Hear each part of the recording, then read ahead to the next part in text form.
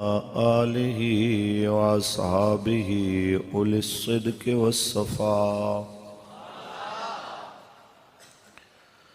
اما بعد فقد قال اللہ تبارک و تعالی فی کلامہ المجید قل لا اسألکم علیہ اجرا الا المودۃ فی القربى صدق اللہ العظیم ان اللہ وملائکتہ یصلون علی النبی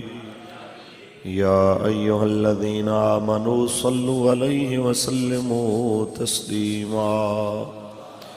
الصلاة والسلام علیک یا سیدی یا رسول اللہ وعلا آلک وصحابک یا حبیب اللہ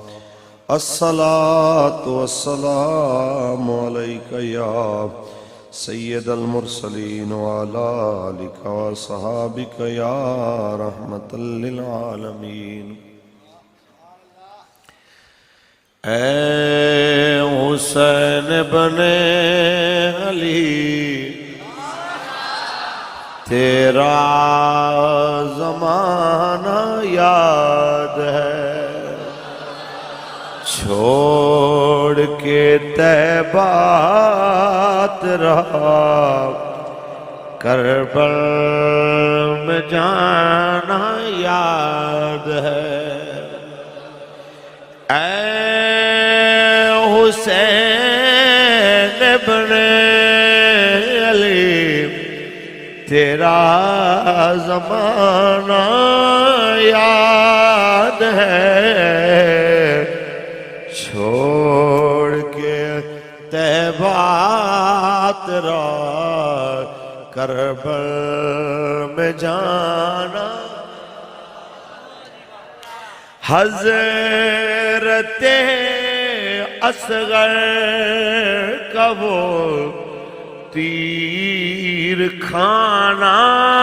گود میں حضرت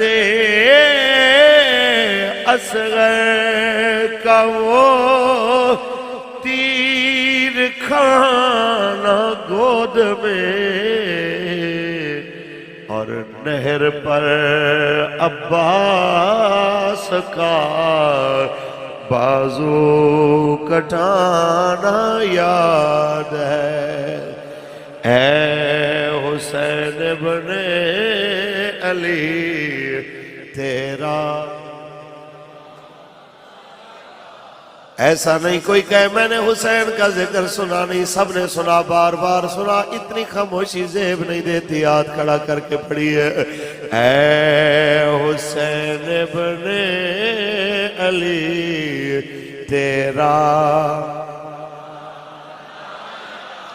ساتھ والے بندے کا ہاتھ پکڑ کے اس کا ہاتھ بلند کر کے کہے کہ جناب اعلیٰ اگر تو تھکا ہوا ہے میں تیرے ہاتھ کا سہارا بنا کے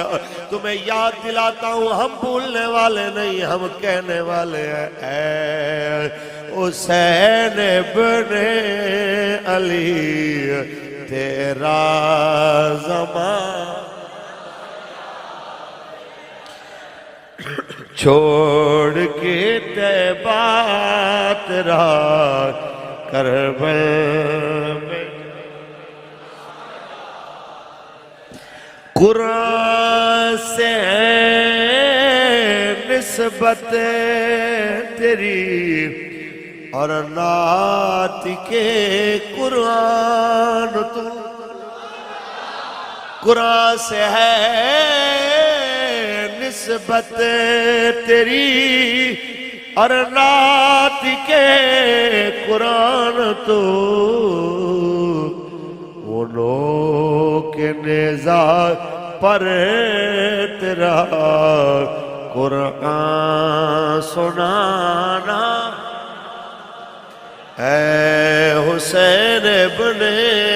علی تیرا زمان اللہ تبارک و تعالی جل وعلا کی حمد و ثنا کے بعد آقا نامدار شفیع روز شمار حضور احمد مجتبی محمد مصطفیٰ صلی اللہ علیہ وسلم کی ذات طیبہ پہ لامحدود درود و سلام کے نذرانے پیش کرنے کے بعد فخر اہل سنت قوت تحریک لبیک یا رسول اللہ عزت مآب جناب انجینئر محمد حفیظ اللہ علوی صاحب دامت برکاتہم العالیہ، صدر محفل حضرت علامہ مولانا محمد امجد حسین رضوی صاحب دامت برکاتہم العالیہ، سرپرست محفل حضرت علامہ مولانا عابد محمود چشتی صاحب دامت برکاتہم العالیہ، اور آج کی اس بابرکت محفل میں نبی علیہ السلام کے جتنے بھی غلام تشریف لے کے آئے، علماء میں سے، عوام الناس میں سے، علامہ صفدر حسین صاحب، علامہ غلام مصطفیٰ اعظم صاحب، اور آج کی اس محفل کے بانی، عمر چھوٹی ہے، کام بڑا کیا ہے کہ حضور کے غلاموں کے اس اجتماع کو امام عالی مقام کے ذکر کے لیے اکٹھا کیا ہے۔ میری مراد برادرم جناب عبد الرحمن صاحب اور ان کے رفقا جن کی کوشش کاوش سے آج یہاں پہ ہم بیٹھے ہیں۔ میں پچھلی بار آیا تھا، میرے خیال میں مسجد کا آپ نے کام کروایا ہے کچھ، ہاں جی ماشاءاللہ، اللہ پاک برکت دے جی۔ تو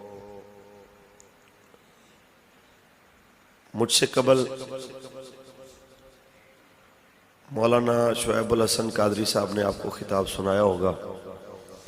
میں ان کو لے کے اسی لیے آیا تھا کہ آج میری طبیعت ناساز تھی، میں نے کہا یار ہو سکے میں بیان کرنے کی پوزیشن میں نہ ہوں تو لوگوں کو یہ گلہ نہ رہے کہ جی مولوی صاحب شاید کہیں اور چلا گیا ہوگا، تو خود نہیں آیا، کہیں سے لاکھ 1.5 لاکھ کسی نے دے دیا ہوگا تو ادھر چلا گیا ہوگا ہمارا جلسہ چھوڑ کے۔ تو میں نے کہا میں یہ بھی بتاؤں کہ میں بھی آیا ہوں، لیکن صحت بیماری یہ جس طرح آپ لوگوں کے ساتھ اچانک ہو سکتی ہے، مولوی بھی آپ ہی کی طرح کے انسان ہوتے ہیں، یہ بالکل خلائی مخلوق نہیں ہوتے، نہ ہی یہ اسپیس سے آتے ہیں، یہ ادھر ہی آپ میں ہی ہوتے ہیں، ادھر ہی سے جناب پروان چڑھتے ہیں۔ چند باتیں ہیں گوش گزار کرنی ہے آپ کے، نوجوان ہو، بچے ہو، بزرگ، آپ سارے بیٹھے ہو، ایک سوال ہے میرا کہ ذکر حسین آپ ہر سال سنتے ہیں، شہادت امام علی مقام ہر سال سنتے ہیں، اتنا بتائیے کہ کانوں کے چسکے کے لیے رسم سمجھ کے سنتے ہو یا زندگی بنانے کے لیے مشن سمجھ کے سنتے ہو؟ اگر لفظوں کے اعتبار سے کہوں تو سارے کہیں گے کہ مشن سمجھ کے، لیکن عملی اعتبار سے اگر کہا جائے تو ناراض نہ ہو، ہمارے ملک کی اکثریت صرف اہل بیت کے ذکر کو رسم سمجھ کے سنتی۔ اگر ان لوگوں نے مشن سمجھا ہوتا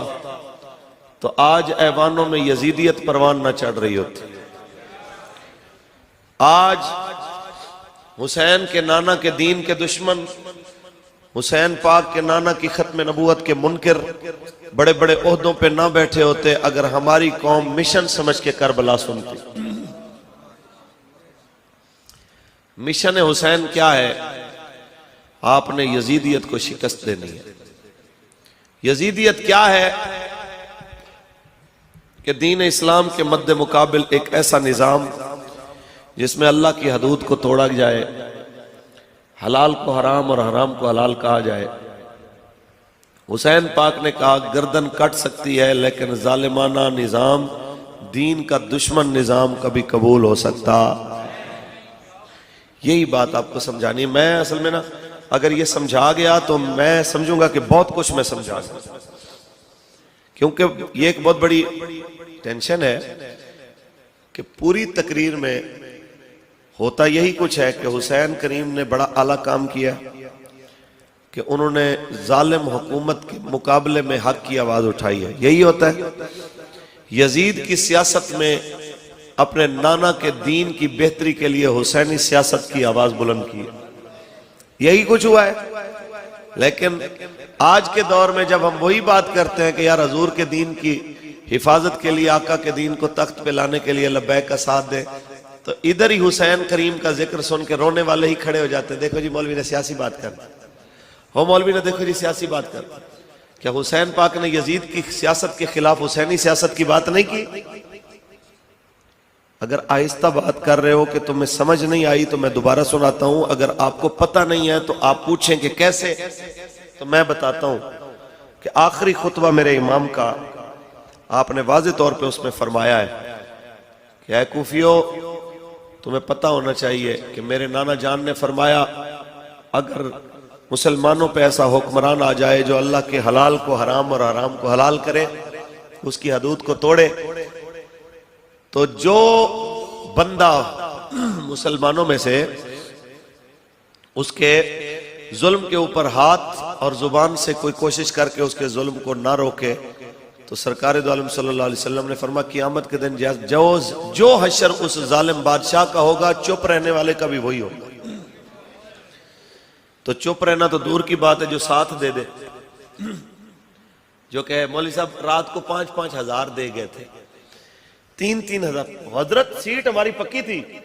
رات کو پیسہ بڑا چلا ہے. میں نے کہا جس انسان نے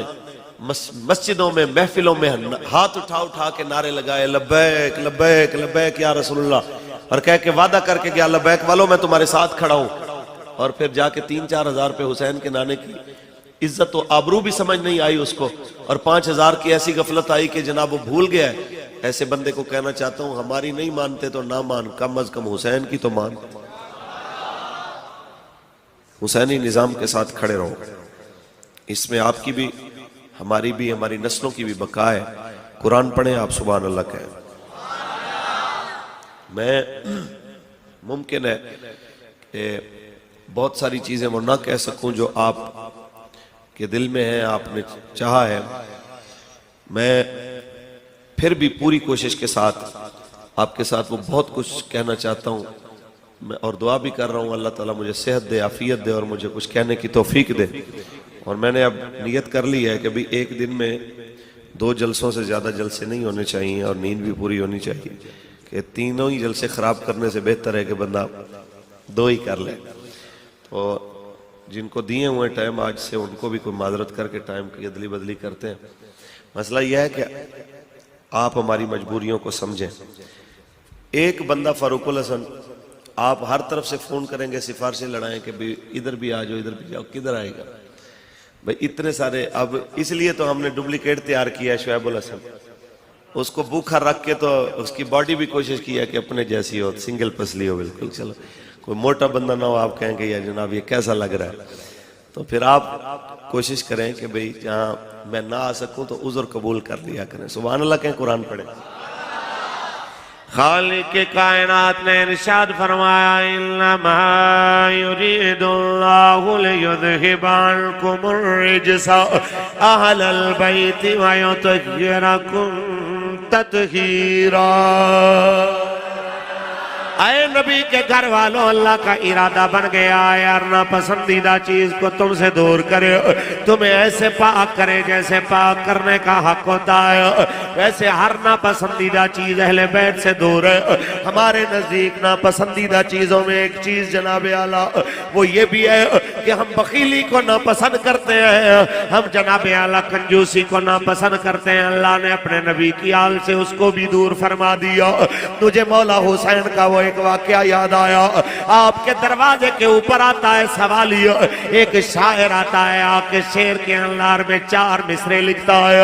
ان 4 مصروں میں آ کے کہتا ہے حسین جب سوالی کسی کے در پہ سوال کرتا ہے اس کا مطلب ہے وہ اپنی آبرو کو، اپنی عزت کو، اپنی شان کو بیچ دیتا ہے. اس کے سامنے جس کے آگے ہاتھ پھیلاتا ہے آج میں اپنی شان کو، عزت آبرو کو تیرے دروازے پہ بیچ کے تجھ سے مانگنے آیا ہوں، میرے بچے بھوکے ہیں، مجھے کچھ دے دو۔ جس وقت یہ سوال کر کے لکھ کے جناب اندر بھیجا، میرے امام علی مقام نے فرمایا تیاری شروع کرو، جو کچھ گھر میں ہے سارا جمع کرو، سوال ہی آیا ہے۔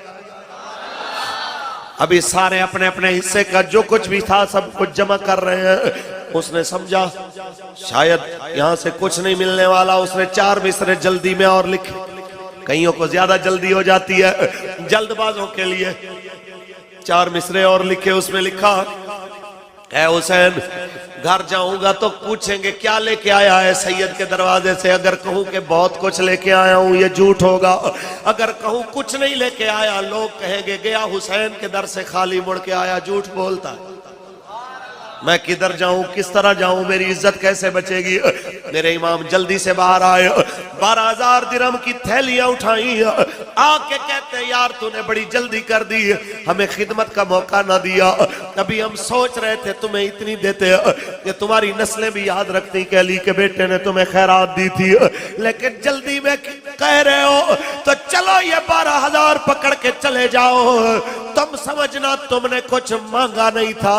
ہم سمجھیں گے ہم نے کچھ دیا ہی نہیں تھا۔ یہ وہ ہے جو جھولیاں بھر کے بھی کہتے ہیں سمجھو کہ ہم نے کچھ دیا ہی نہیں ہے۔ اس لیے تو اعلیٰ حضرت بولے تیری نسل پاک میں ہے بچہ بچہ، بندے تھوڑے نہیں آواز تھوڑی ہے، مل کے پڑھے تیری نسل پاک میں ہے بچہ بچہ،